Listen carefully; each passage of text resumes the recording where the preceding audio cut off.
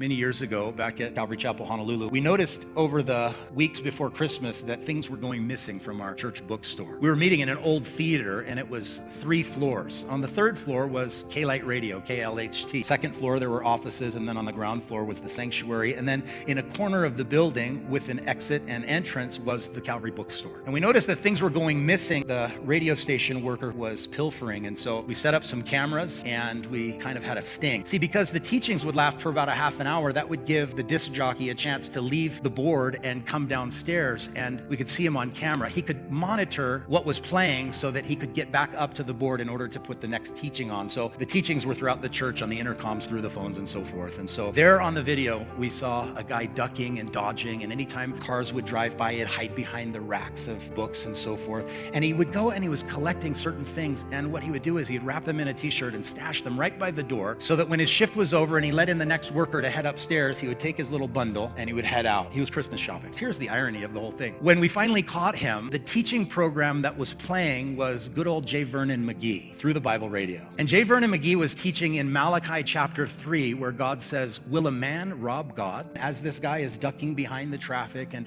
stashing and stealing and looting things, J. Vernon's voice is booming out over the intercom, "Stop, thief! Will you rob God?" Well, we caught him. He lost his job, but you couldn't say that he wasn't warned by God himself.